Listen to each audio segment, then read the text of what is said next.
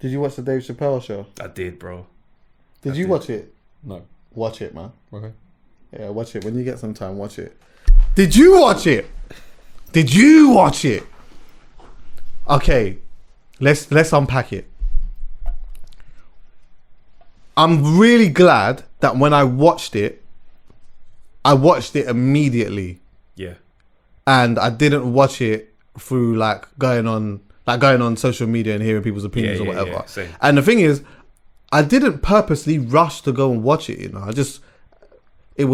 I heard he had something out and I had a bit of time and I sat and I just thought, Steve, man, I have to watch that. And the rollout was very sudden as well. I felt like promotion started maybe 2 days before the release. I just saw like a Talk to me about that, because I didn't even see. I mean, you're as a comedian, you would have been paying more attention to those type of things than I would have. Straight. Even though I really fuck with my man. But I didn't even see nothing. I didn't even know you had a special. That's what I'm saying. I'm talking maybe like 3 days tops before it came out. Boom, I'm seeing the closer trailer. And I was just like, it's not usually, usually it's like a 2-week thing. Do you know what I mean? It's like coming soon and the date is pending. Whereas this one was like, it's out. So I don't know. I noticed that straight away. I was like, okay, this is unusual. Cool, let's watch it. And it's like, Dave's energy is always 100. Like, as far as the comedy world, as far as integrity, his bar is at 100, full stop. Do you know what I mean? And it's like the freedom that he has, he just does whatever the hell he wants. Comics out there's a lot of comics who would call themselves, yeah, me, I'll do what I'm doing, my thing, I tell it as it is. But they know there's a line. Dave Chappelle, there's no line. Talk to me about that. Talk to me about the freedom that he has and why he has so much. How do you create that level of freedom? I think it comes from his story of that 50 mil walking away from that money.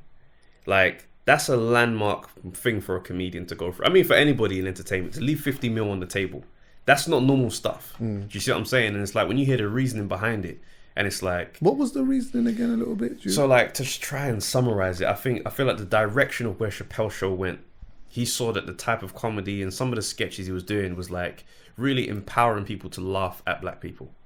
Do you see what I mean? A lot of conversations he was having in the boardroom, he wasn't comfortable with how this was now, like what started off as something. It's almost like, you know that thing where it's like, you perform on a black circuit, you can tell jokes in front of black people, and it's like, you know, this is what we're doing.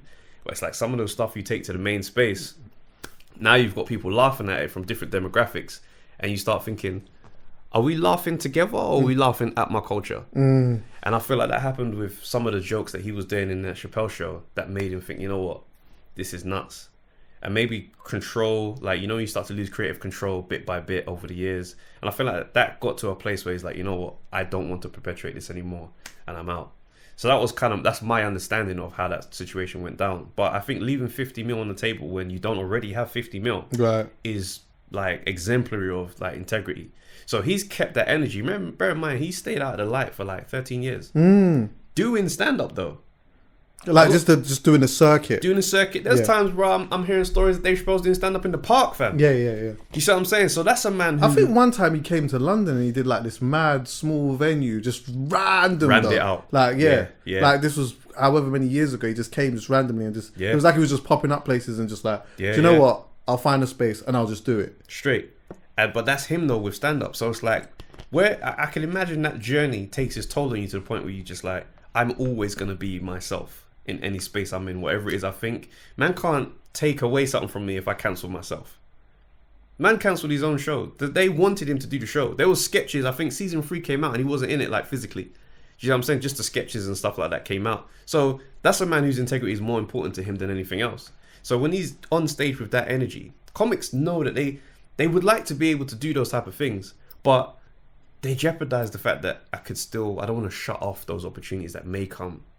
Do you know what I mean? And it's that tricky thing that you do think about. Does TV want a comic like this on TV? Do you know what I mean? Especially if you're like black in this country, to be that crazy. Yeah, I mean, you don't really see like black Frankie Boyles. Do you know what I'm saying? Frankie Boyle is like, he's got his lane to be that kind of wild stuff and it's all right, but you don't really see that. So especially with black entertainers, you kind of get pushed into this, you know, keep it safe, keep it friendly. Do you know what I'm saying? They'll be the angry black guy. Don't do these type of things. And no one says it to you directly like that. But when you start to see the reviews that get handed to black comics, do you know what I mean? It's almost like a copy and paste review. Great stage presence, not really too sure about the material, didn't really understand it. And it's like you start thinking, all right, for me to excel, I kind of have to be a certain way. So you watch someone like Dave Chappelle in the midst of all this landscape, and you think, bloody hell, like no one can touch you, bro. Like his thing got like 100% or close to 100%, like, you know, love on Rotten Tomatoes, but on the reviews, 3 stars. Really? Yeah. Fam, I'm seeing these reviews, and these men are writing about Dave Chappelle, 3 stars, and then they're giving some next random comics that I don't want to speak on no one's destiny in it, but we might not hear of this comic 4 or 5 epic show, but Dave Chappelle gets 3. So he's so against the rhythm of the industry. He exists in his own lane. Right. And so how much does reviews today play a part in the excelling of you as a comedian? Personally, I don't care about reviews because I love to know what my people think. And with social media, they can tell you what they think. You can also know how good your show is by the fact people keep coming back. Right. You know how good it is because they're laughing. Now, obviously, reviews have their place because people don't have money to just throw at any random event. Like, they want to at least know ahead of time, is this good or not? But what's happening now is that some reviewers, they take their raw weight. Like, they feel like they're a bit more important than they are. So it's like, if you don't do what they specifically like, they'll write you down. And it's like, you can take it seriously, or you can accept that we're in a completely different era. And, you know, certain men who kind of position themselves as gatekeepers in this comedy thing, them man there, they're not for everybody else. Do you know what I mean? And it becomes obvious, which is why certain institutions, you know, they're like, say, Edinburgh Festival, it's not as appealing to comics that aren't from a particular background anymore. Okay. Because those reviews up there, you start thinking, that's not really reflecting what the audience everywhere else says or thinks. Right. So it's like, I'm going to come there for your cosign, and these men ain't going to find me funny. Yeah. If I do what you want, these men ain't going to enjoy it anyway. Yeah, I hear that. So it's like, you really just have to build your audience and just rock with your people, right. man. I think as well, just obviously interrupt me if what I'm saying is not making sense. But I think that, like, what it seems to me as well with him is that he's been around for a long time. He's been doing this for a very, very long time. And he's built a fan base of people prior to this special, like a really large group of like people that proper fuck with this guy. Yeah. And they'll travel for him. They'll buy tickets immediately. And he's put himself in a place of power and trust through his comedy throughout the years. Yeah. So now I feel like because of all of that, because of that whole resume, how long he's been out, and also even at the fact that he's at the age that he's at, that now gives him the affordability, I feel, to say, you know what, I'm going to say certain things. And if you don't like it, and if no one likes it, it's actually all right. Like, I'm all right. Like, I'm all right in life. Like, I'm okay in life. I may not necessarily need for much. So I'm comfortable in that sense. I've been here for a minute. I'm gonna just say what's on my mind. I'm gonna say these things, innit? And if you don't like it, you don't like it. But if you do, you do. People that fuck with me and that understand my personality and my tone and all these things, they'll get it. And if you don't get it, it's not for you. That's right. What I'm doing is not for you. Now, when I watched it, I remember the first 10, 15 minutes, I'm like, oh my God, he's on extra smoke today. Yeah. You know, like, the last special, he was on smoke. This time, he's on extra smoke. And how I looked at that was, I looked at it like, you know, he did what he did before, and you know, he was talking about the critics and everyone saying all this stuff, and they didn't even give him great ratings for all of that stuff. And then on Twitter, you know, the far left and that was really onto him and all these type of things. I think what happens sometimes is, even though he isn't on Twitter like that, and he probably isn't on Instagram like that, he's very aware of like how people are acting, the hypocrisy and the way that people think and whatnot. I think that after the first that special there, he said, you know what? You lot actually get on my nerves. You lot get on my nerves. So you know what? Today is definitely me and you today. It's definitely me and you today. That was fully the energy. That is me. It's me and you today. You're really gonna have it today. I'm really gonna let you know the contradictions in how you lot think, and I'm gonna give you how I feel about certain things. And I felt as though when I watched it, like, one of the things that he said, spoiler alert by the way, where he was talking about the baby. And let's be clear, the baby was wilding out. Yeah. Yeah, the baby was wilding out. Yeah, like we cannot sit here and say that the baby was not going mad when he was doing what he was doing on the stage. Yeah. But the way that Dave set this thing up, where he said, "Oh, did you know this Don once shot a nigga and killed him in Walmart? Yeah, in front of people. Duppied this brother. Duppied this brother. Can't hurt a gay person's feelings though. It's mad. And like, you know, His career's doing just fine. yeah, yeah. It's like there was, but the one thing that he said though that I feel there needs to be more of a conversation on, and like me and Callum had this conversation.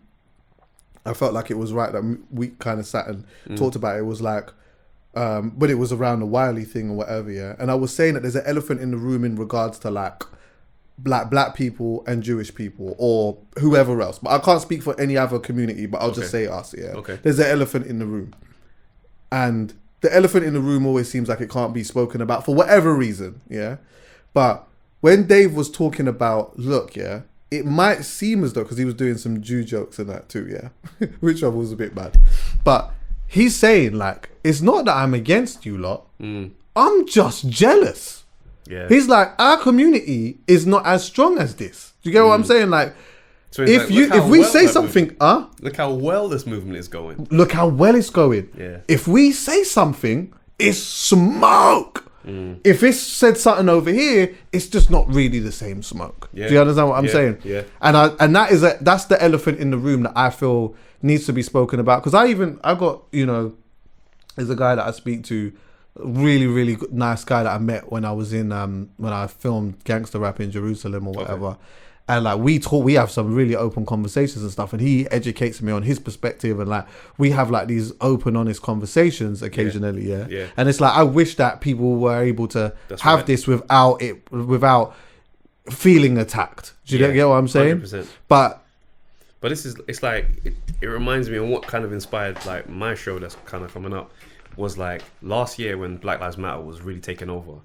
One thing I noticed is that different demographics were coming forward to speak on their perspective on what racism was to them. Like it was like like I had no idea. Obviously I've been living amongst a society that has black people in it, but I had no idea that's what you were going through. Like there was not that I was like taking and maybe looking at that opinion and trying to break it down, but it was the honesty. Now I feel like society's changed. Lockdown did something to the world where I don't think we can go back to what we did before, where everything was tight-lipped and no one's really saying how they feel. I feel like we need to lean into that even more. So I feel like what he's done with his perspective on certain things is like, you know what? I'm putting it out there, raw, unfiltered, and I want whatever comes with it. Do you see what I'm saying? Because eventually, what I do want is progress. Do you see what I'm saying? Everyone's got to come and put their shit on the table so that we can all go, all right, we're either going to build something nice with this, or if it's just going to be smoke here. But at least there's transparency. And that's kind of like what I want more of. Because I'm like, you know what? There are communities that we just don't interact with. And it's just the distance and the speculation that creates the tension. So now everyone's walking forward like, right, you can't say that. And bare people misinformed on their views. But just misinformed and passing that bullshit down to the generations. So now it's a thing where it's like, not to say that I agree with every single thing Dave said in that thing, but it's like, man have to come forward and just put their truth out there. Because you can only respond with the truth. Why you're pissed off, that's a true response. Don't decorate the shit no more. Well, do you know why I think that it's difficult to do that? And I think, because again, this is not me saying I agree with everything he said. I'll be honest with you, I thought it was funny. Yeah. I'm sorry. I thought it was funny. Yeah. But one of the reasons why we won't be able to do that, yeah, is because sometimes when it is your turn to be held accountable for something, people ain't necessarily able to push their egos to the side when it comes to that. Do you get what I'm saying? Yeah. So now you are hearing you're just hearing the smoke and your back's up, but you're not hearing the message. Do you know what I mean? And it's like, again, with Dave Chappelle, even though I know that there was a lot of people that didn't particularly agree with what it was that he was saying, I think a lot of people just didn't even hear the message. They didn't even allow themselves to even try to hear the message that he was giving. Yeah. Now, granted, he gave it in a super smoky way. And I think he gave it in a super smoky way because in his mind, he's just probably saying like, there's no way, that you lot are going to, anyone is going to put me in a situation that is like we can't address elephants in the room and we can't talk about certain things. Like, especially when I believe that we're being hypocrites here. We're being hypocrites, so it's all right for you to think that, but when it's this, it's not the same energy. Yeah. So now I'm gonna point that out. Yeah. But it's almost like when you say, it's like, you know, when you say something to someone and they give you almost like a comeback that makes you feel like, you know what, we can't even have a debate here because you don't even want to. You don't even really want to. You're operating at such a low frequency. This convo is not going to build anymore. Right. It's an uncomfortable one, but you know what the crazy thing is? Like, as comics, we lean in. Well, you know, I'm not going to speak for everybody, but sometimes it's best to lean into those uncomfortabilities. Do you know what I'm saying? Lean into those topics and find the magic. Do you see what I mean? So it's like, I perform in front of a lot of different people. Yeah. Do you know what I mean? And just by performing to different demographics, I've learned and opened my perspective up on things. Like, I grew up in South London. Most of my friends are black. Do you know what I mean? Like, my network of people, I played basketball as well. Like, yeah, I knew a handful of white people, but it weren't that type of thing. But as soon as I started traveling with stand-up, going to different countries, being in front of other people, understanding different perspectives, like after uni and stuff like that, I started to kind of like get a different understanding on things. Do you know what I mean? Because like, you have simple narratives that you get, that are formed when you're growing up. It's just like, right, black people, you know, a lot of us are dealing with financial issues. White people are rich. Do you know what I mean? Simple logics that shape how you view certain people. I've seen man in shows and it's like a white guy comes up to them afterwards, but it's like a group of black people are here, but a white guy just wants to go, oh no, well done mate. But I'll see a man kind of just to make sure he's available for that convo just in case, like he's expecting someone like him to be someone that can maybe change something. It's like, that's a preconceived, like you've internalized all these narratives and now you're looking at it like, okay, there's my people here want to kind of show me love, but it's like, I want to make sure I'm available for that convo just in case. And it's like, everything is loaded in such a different way. And it's like, if we don't unpack all of that, we're not moving forward. Do you know what I mean? And it's like, now I'm obviously, you know, I think my perspective has changed on a lot, my comedy lens, because I've been in therapy for beginning of this year. And it's really changed my whole view on everything. Everything can be unpacked. Everything has a root cause. And I feel like if we start doing work on ourselves, we can start to address these conversations. Because I think when you got Dave Chappelle coming up there talking about certain things, the sound of certain words trigger you to already hate this before you're allowing yourself to listen to the point he's making. Yeah, definitely. Do you see what I'm saying? Yeah, if he says, if he mentions, I think if he mentioned the word like trans, to some people already up straight. Because I don't what you said last time. Yes. Do you understand? So I hate this today. Yeah. But it's like last special. But we do that. Oh yeah. Black. Yeah. Because we have, and then, I mean, this is a thing that's been going on for God knows how many years. But just even the word, the way that we are conditioned to even see the word black. Do you get what I'm saying? Like it's associated a lot of the time with bad things. So when you feel that it has been associated to something that is a bad thing, when someone that turns around and says, yeah, black, for some, it just, you know, you get that little like... Yeah. You're aware. It's like, okay, where are you going with that, big man? Right. Like, it's tough though. It's tough, but it's like, when I look at like black, for example, I do find it nuts that we kind of accepted that. Because I did a bit of reading on it and I was like, this wasn't really like accepted as the normal way to address us. What do you mean, like we're black? Yeah, like as black. Oh yeah, Afro-Caribbean or African. Well, technically we're not black. This is what I'm saying. So it's like, it's kind of nuts already that that's even how we feel comfortable with like black. But yeah, that's another conversation. I hear that still. I think like there's a bunch of different questions I want to ask you about comedy, but like, okay, where shall I start with this? Okay, firstly, do you feel like an element of comedy is in trouble? Yeah, a little bit. Not that it's by definition rooted in it, but like when you get into your playful bag, yeah, bro, we're gonna have some fun. Do you know what I mean? We're gonna poke a little fun at certain things. It's not with malice though. Do you know what I'm saying? I think if sometimes people feel like comedians just sit down and they just want to start shit and say stuff that's uncomfortable. It's like, it's not that, bro, but like when Dave Chappelle said in his trailers, like, I'm not saying this stuff to be mean. Just sometimes the right thing to say that's funny is mean. Like, it's just kind of how it plays out. But no, I don't think trouble is necessarily the heart of comedy. But yeah, we borrow some roots from that tree. I think with Dave, yeah, his thing is obviously about being funny, but his thing is more so about telling the truth first. That's what I feel. I feel like he tells the truth from his perspective first, but he just so happens to say it in quite a funny way. And that truth can be uncomfortable. Sometimes it can be right, sometimes it could be wrong. I think it depends on who you're speaking to. I definitely think it depends on who you're speaking to. But with that being said as well, yeah, I like dark humor. And I also like, the comedians that I also like are the ones that, especially at this stage in my life, that are very socially aware when it comes to stuff. And their stand-up is based a lot off that from a deep perspective though, and not like a surface one. Yeah. So like the surface ones is cool, you know, they make like just the average jokes about the same old stuff or whatever, and it's nice and it's cute and it's whatever and it's safe. Everyone can hear that. But I do find myself liking comedians that either you're gonna like them or you're not going to like them. And for me, I always say that a person should be allowed to be and say whatever it is that they want to say. It doesn't mean that they're going to have to deal with the consequences of that sometimes, whatever that may be. But then at the times I'm saying to myself, I want that thought that I think to be tested the other way around. Yeah. I want someone to come up on stage one day. I want a comedian to come up and say, yeah, the other day I went to the market and I saw this black, and do that and test how I feel about it.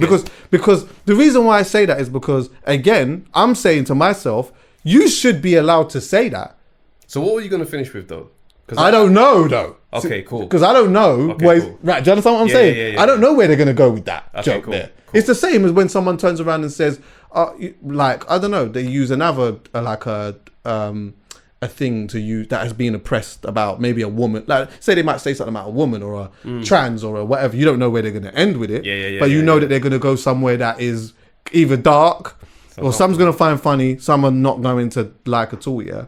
But I'm like, there is a part of me that's like, let me test this the other way around to see how I feel about it then. Because again, as I'm saying to you, is that like, you should be able to say whatever it is that you want to say, but I should also be able to just say, I don't really fuck with you. But then also there's the other conversation about like being comedic and then also inciting like a prejudice or a racial hatred. Yeah, because that's the punching up, punching down thing. Right. Do you see what I'm saying? And it's like when you kind of go against those expectations, that's when the trouble comes. So it's like, which is what Dave Chappelle was touching on when he's talking about punching up and punching down. Because he's looking at it like, if you have all the power to affect that much change, and I don't, I'm actually not punching down. There's an imbalance. That's right. So, and everybody feels like they feel like they're being punched down on. Dave Chappelle's like, no, I'm being punched down on. Right. So it's a jostling for that type of conversation.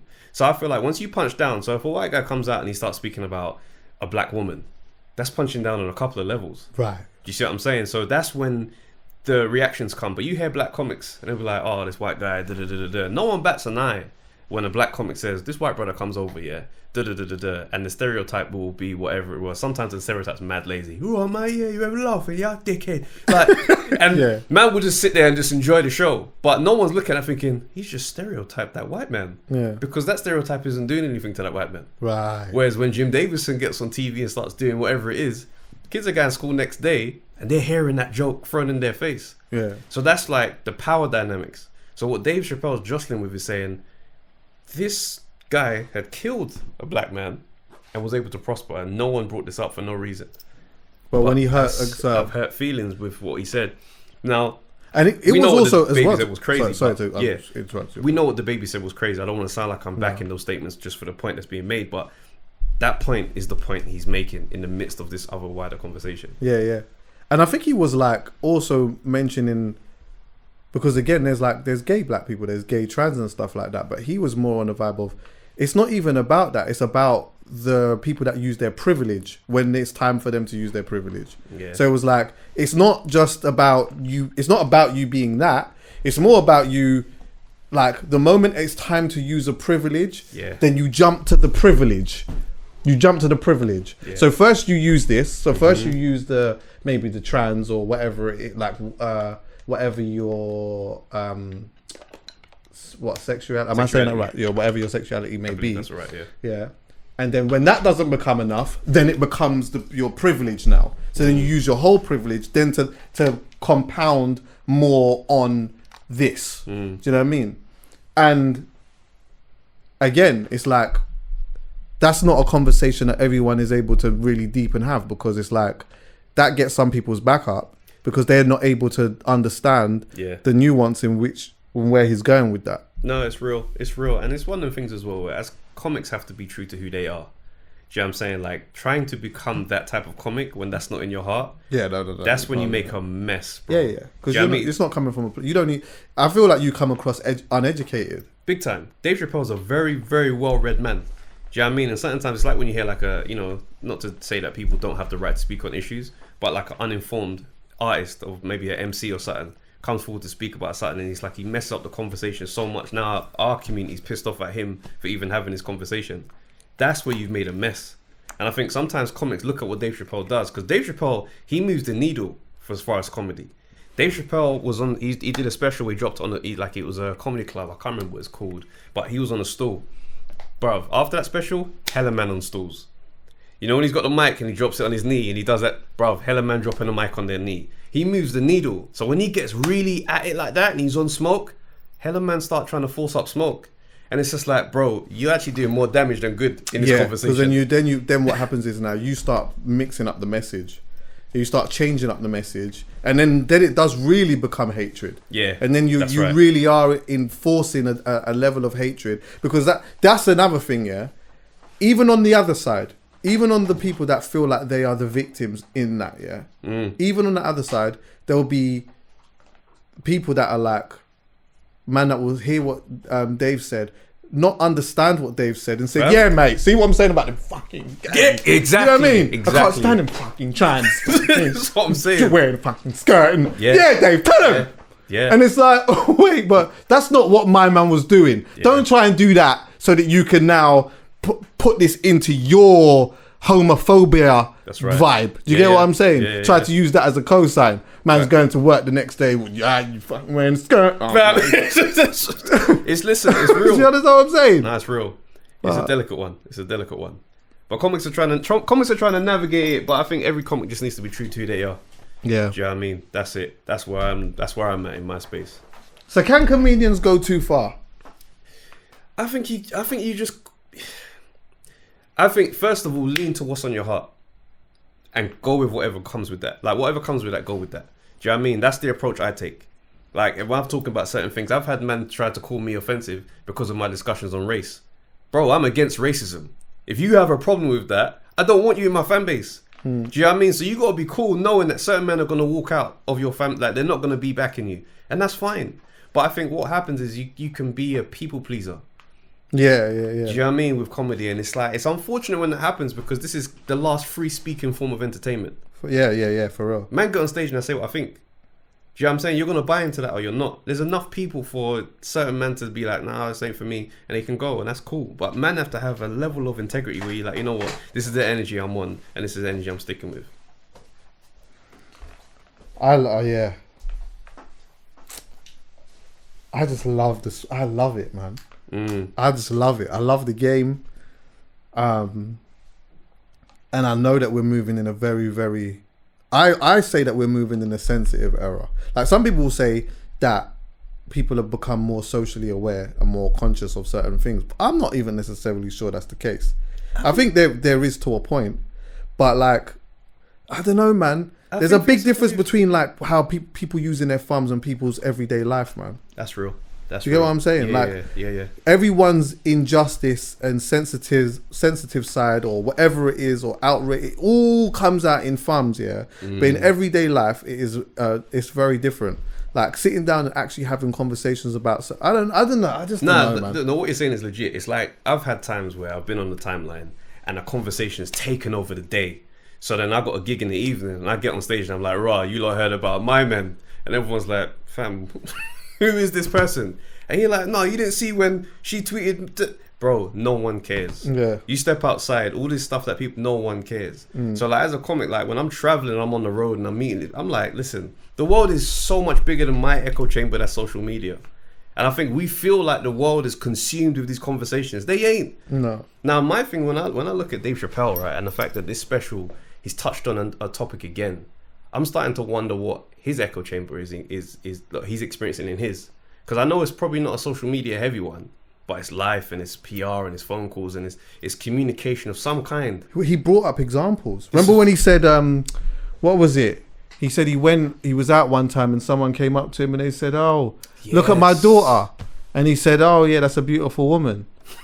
He said she's beautiful. And then they turned around and said, "Well, she's trans."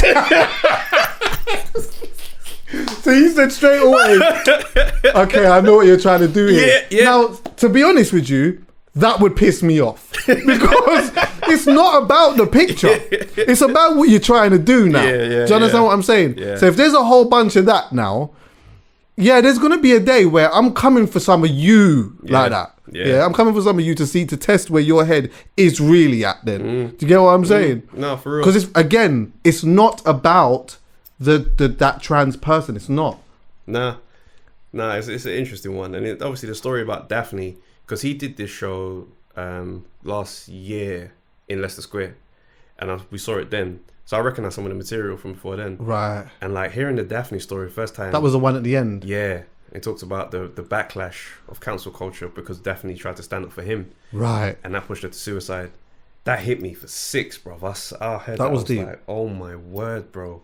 And it was I'm not too sure if he worded it like this then, but I remembered it so much. I was telling people at the time, like he was saying, like, it goes, whilst people say that you take the mick out of trans people, in a way you're also normalizing us by speaking about us in whatever way. Yeah. And I remember like just kind of processing that a little bit, and I was like, I guess that is another perspective on that type of thing. Do you know what I mean? But again, it's not my lived experience.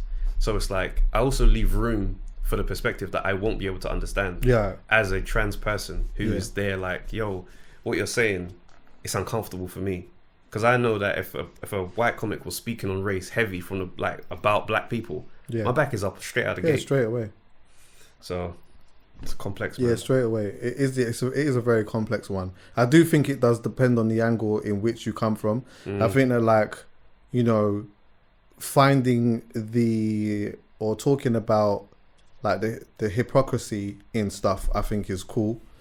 But yeah, I mean, I guess it could just be techie from the aspect of, depending on what your delivery is and what your overall message is. Yeah.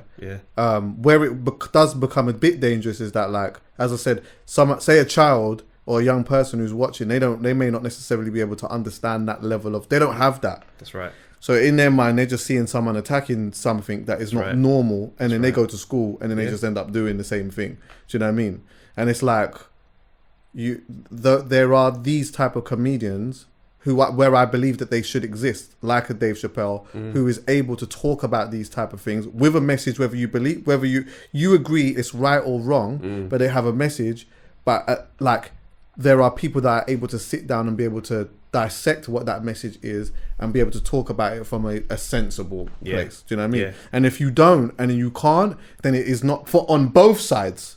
It's not for you. Do you get what I'm saying? If you're over here and you can't see it because your back's fully up, then it's not for you. And if you're someone who's going to use what he said to almost weaponize it, so that you can co-sign some of the mad thoughts that you have in your own head, it's not for you either, because that's not what Dave wants. And you know what the crazy thing is, like, so Dave's of an older generation to us, right? So we've kind of come up, like, I'm 34, so I'm aware that 18-year-old comedy fans and 20-year-old, that age group, they're different to my generation. Like, the way they've grown up with so much access to social media. There's almost like not a sugarcoat, I don't want to patronize anyone, but they've grown up a bit more protected or away from human interaction. We grew up playing outside. Do you know what I'm saying? We had disputes face to face. Like, so when men start talking about, right, in real life, I'm this and that, it comes from that place. We've been outside. This generation didn't grow up outside. No. They grew up online. Right. So their currency is online. Do you know what I mean? I'm going to talk to you. I'm going to tell you what I think online. But it's like, it's not face to face. It's not real. Stand-up comedy belongs realistically it's a real experience. So when you kind of used to that real life experience and that exchange, you're used to dealing with people face to face. I say it and I've seen your reaction, so now I know that maybe I need to add a bit more on.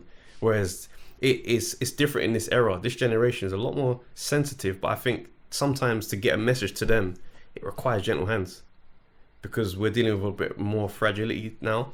So that's kind of, me, I never dilute the message when I tackle subjects that I'm passionate about, but I also be aware of the ears I'm talking to. Right. Because I think that's communication. Me using all these dazzling words, it might be like, yeah, it's a flex, but you ain't taking it in. Do you know what I mean? In this way. So I think it's just, there's different ways. So how are you finding like maneuvering in the game? But can I say as well, yeah? I went to one of your shows. When was it? Was it 2018? 18, yeah. It was so good, bro. It was very funny, man. Thank you, bro. Proper joke. And like, obviously, I've seen you for years. Yeah. Do you know what I mean? Just doing bits and pieces or whatever. It was like the first time that I'd actually gone and saw you at like your own show and stuff like that, where you had like just had a lot more time to just flex and do your thing. Yeah. And I just thought it was so funny, and it actually made me from that moment say, I want to actually go and just see I just want to see more shows. I want to see more of that circuit, like more of not the circuit, but more of just like the shows. Yeah. Do you get what I'm saying? Like people just doing their own thing or whatnot. But how have you found like maneuvering in the comedy world? Do you know what? It's been a journey. That's what I will say. Like, I've tried so many different kind of things, and through the midst of my journey in stand-up, social media just blew up out of nowhere. And me, I'm someone who loves stand-up as a craft. Like, I committed to the stage, and social media came around, and it's like you see people pop up and blow up, boom, way ahead of you, started after you, and it's like you watch it, and it's just like, I probably should try this thing, but it's like, I've now just got to a point in my life where I'm like, and if it's not in my heart, I ain't doing it. Do you know what I mean? So stand-up has just been that thing. So 2018, booking it was like a small venue. And I was just like, nah, if I can stand on stage for an hour and make people laugh, then this is what I'm supposed to be doing. So it's like, for me, that night was a special night because I was preparing to go into Edinburgh Festival, and that's a whole new world entirely.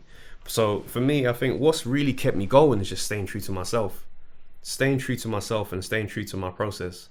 Like, there is room for every voice. And one thing that Dave Chappelle was saying like years ago in an interview is like, for every opinion out there, there's a comedian out there fighting that voice. Facts. Do you know what I mean? And I'm like, as much as I've seen certain people blow up and do things like that, I'm happy for everyone, especially when I know them personally. But I know me staying me is going to be my currency to get to the next level. 100. So for me, that's really what powers this engine, bro. Do you know what I mean? Yeah. Integrity, innit? 100%. So it's like where I'm at now, I feel like my comedy voice has changed because of this experience with the lockdown. Do you know what I mean? Like, I remember... In what sense? So I think what was breathtaking for me, like I mentioned earlier, was just honest dialogue in society. We were talking about race. Like, it was messy at the time. Like the Black Lives Matter thing was all like the topic and the protests and stuff like that. It was messy, but it was also progression, I felt. Because like, I just felt like there's not much honesty on that front. Not much honesty, so nothing changes. We just get symbols. Do you know what I mean? Oh, we're going to tackle racism armband. Man are going to kneel before the match. Like, I want real change to come, and that's going to have some honest conversation. I had conversation with people that, white friends of mine that I know for years, and they've been like, I had no idea, bro. Like, I get it. Like, I see the culture. I enjoy this culture, but I had no idea it was that deep. George Floyd brought out a lot. So for me, I kind of saw it like, not that I'm just going to be a comic that bangs on about race, but it's one of the ones where I'm going to be very honest and transparent about who I am and what I think all the time. Because when you start to look at your life, you start realizing that we actually carry a lot. You go to work, you start talking differently. You're right, Gary, how's it going, mate? You got your work voice. And it's instinctual, bro. You literally transform on your way to your desk. And I'm like, that's too much. I'm not going to be anybody else anymore. I saw a thing from Jay-Z, and not to be on that, the Jay-Z quote thing, like he, runs blackness, but when he said, I'm me everywhere I go. Yeah. That hit me in my spirit, fam. Because I started to realize I'd get invited to a conversation with like a commissioner or something, and suddenly I'm doing the work voice. Yeah. And I'm thinking, no, I'm actually here on my own steam. Right, Like, exactly. I could be like, oh, go on, bro. Yeah, He knows this is what I do. Yeah, of course. So it's like that freeness. I feel like I've unlocked a part of myself that I've been hiding for a piece of my life. Right. On stage, it's like I'd watch myself perform and I'm like, you're still holding back. You feel real. Yeah, but you're still holding back. Still holding back. Yeah. So now it's like this year, and why I feel like this show that I got. You gotta be daring sometimes, man. Bro. You gotta put yourself you gotta be in a situation where it's like I'm prepared to go here and not know whether people are gonna think it's funny or not. Do you get what I'm saying? Real. So my promise to myself is every version of myself is coming together. Yeah. So when I have a conversation with my good brethren and we're chatting like this, when I go on stage or when I'm chatting to my mum, all these people are going to be the same. Because I'm like, I don't want to carry no more. Yeah. It's too much. Do you know what I mean? Yeah. And I think therapy, bro, like, I've become like an advocate for therapy this year. Serious. No lies, bro. Like, because I ain't gonna lie, I looked down on it. Not down on it, but like, I looked at it like, you're not going to get into my mind. This is Fort Knox, cuz. You understand? I know my thing. Do you know what I mean? How are you going to break me down? So it's like you go into these conversations, they start saying, oh, so tell me about yourself. You're like, listen, strong I'm a G, blood. Decision maker. Yeah, what are you talking about? I run my empire, yeah? I ain't scared to do this or that. Yeah. Bro, a couple questions and you're sitting there like, Barling. I guess I am scared of confrontations. It unravels, fam. Yeah. So for me, I'm like, you know what? We're not putting no more on the shoulders. We're just man. attacking life. Yeah, I think even with that as well, which I was saying is that I think that there's currency in that too, in it, because I feel that, I mean, well, no, because there are certain some comedians that are just incredibly safe and they cut through and it just works. Yeah. But like, I do think as well, like, you are in a good position where like people really like you for the way that you do something, or they don't really. They just don't even really. They don't really like. Like, I watch Andrew Schultz a lot. I listen to his pod and stuff like that. And like, obviously, he's a stand-up guy and all of that too. Yeah. But I know he's quite daring. Like, he's someone who will say certain things. Maybe there's an element of privilege in there where he's able to do that too. But the reality is that he goes there. He still empties the clip. Yeah, exactly. And you know what? Like, I think it's great that people will turn around and say, don't fuck with that. I don't really fuck with it. Because there will be some people that will turn around and say, nah, do you know what? I actually really fuck with it. And then you get certain people that are like, I fuck with it. I feel like it's a bit risque to do it. But I'm now, do you know what? I'm supporting my man. Because, do you get what I'm saying? Yeah, because it's authentic. Yeah, exactly. It's that thing that you can't explain. It's like why energy just seems real to you. Yeah. And you can spot when man's not being genuine. Yeah. And it's a feeling. And it's like, when I see man that's real, it's like, even if I disagree, because I've been on shows where man, it's like, that sounded a bit racist still. And I'm up next. And I'm sitting there thinking, so when man comes back into the change room, what's he expecting my energy to be after hearing this material? But it's like, on the other side of that... Do you ever just, like, bust a shot back on the stage quickly like that? As soon as I get on the stage, bro, yeah. I'm responding. That's the language. Because I'm like, this is the space that we've stepped into. I'm like, cool, we're not going to do it backstage. I want them to see that I see this as well. Yeah. So when I do come back after my set, you're sitting there going... Yeah, now you feel you need to explain. Yeah. Oh, I've had that one. Yeah. Because with me, like, and the man that who know me on the circuit, they know I'm the guy for the one that wants to smoke. Like, when it comes to that one there, I'm like, no, bro. Last man said that, I think that, and I'm on it. Yeah, you're on him. Yeah. But that's what I like. Because now we've both put our foot in the gauntlet. Yeah, of course. Now let's have the convo. Right. Yeah, bro. And you almost know where each other stands on certain things and that as well. Or it's just banter at the same time too. Quickly, what's like Edinburgh Festival and that like? My mum used to go to that joint. Do you know what? I thought it was a great experience. It's sick. As a stand. Have you been? Yeah. Yeah, I've been once. Sick. Very, very sick. So what's the setup? Like, is it like? So basically, it's not you. It's expensive, right? And that's why. That is actually quite true. That's it is a little expensive. Yeah. That's why there's a mad conversation about it. Because as a comic, loved it, bro. Gigged every single day for the whole of the month. Like, I knew my show inside out, bro. Yeah. What that did for me as a comic changed me, man. Because I was like, I don't need a packed room to get it cracking no more. Right. Give me 4 men. And I'm looking at that like, yeah, there's a vibes there still. Let's get it going. Yeah. So it cut my teeth in the game. But it was also a bittersweet thing because it's like, it's so expensive to get here. I know that a lot of my guys can't come and do this. I can't just tell the man them, bro, go out to Edinburgh, fam. Yeah, roll up. So that's what really upset me. Like, I got my show sponsored, right? Because the show, realistically, you don't want to spend 8 to 10K. 8 to 10 bag. Brother, one summer. One. So, like, for me, I got my show sponsored by Reggie Cole, right? Businessman, he had 2 companies. And, you know, I sat down. Luckily, he'd seen me perform before. And I pitched and I said, bro, like, you know what I mean? This is what I'm trying to do. He backed me financially, took that burden off, and I was able to go up there and make things happen. So it's like you perform and the industry come down and they see you perform, like Comedy Central, HBO, and da-da-da-da-da. Anyone could be in the audience. Like, your life could change from a dope Edinburgh. But it's also like just spinning the lottery stick. Like, it's one of them ones where nothing could happen as well. Do you know what I mean? So the fact that there was that expensive stuff and that pressure, obviously, I'm a full-time comic.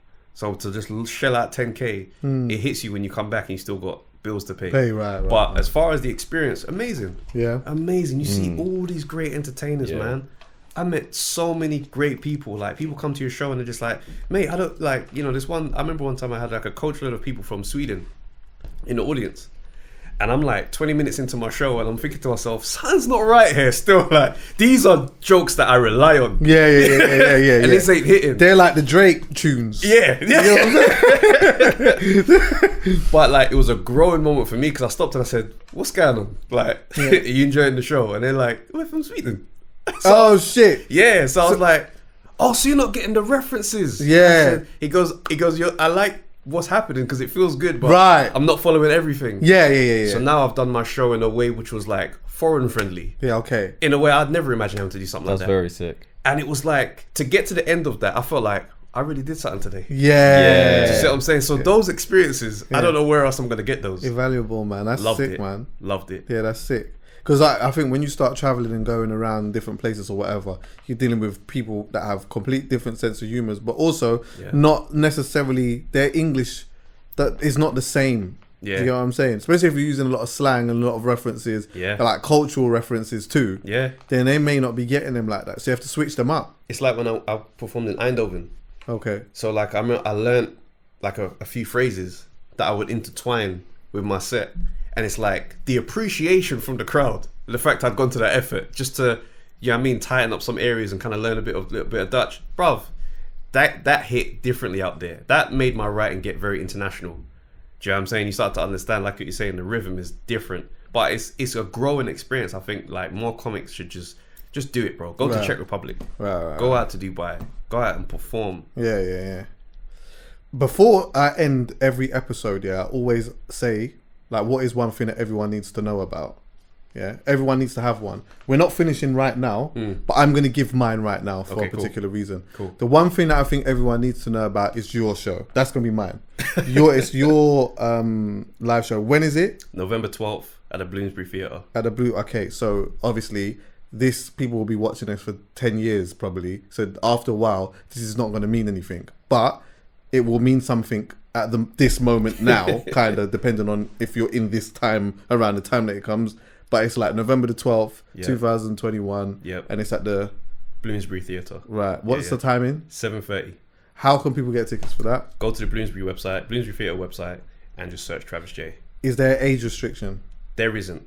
Okay. No. I think they're 16. 16. Plus. Okay. Yeah. Honestly, I'm not joking. Yeah, go and check my man out. Still, it's like. I can't even remember like some of the jokes here because it was a while ago, but there was literally moments here where I was damn near crying, bro.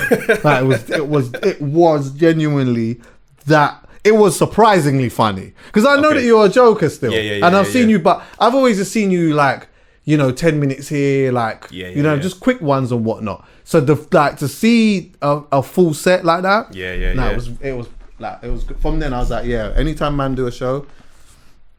I'm in, but you'll have to think about one. Cool. Callum might have one in that as well.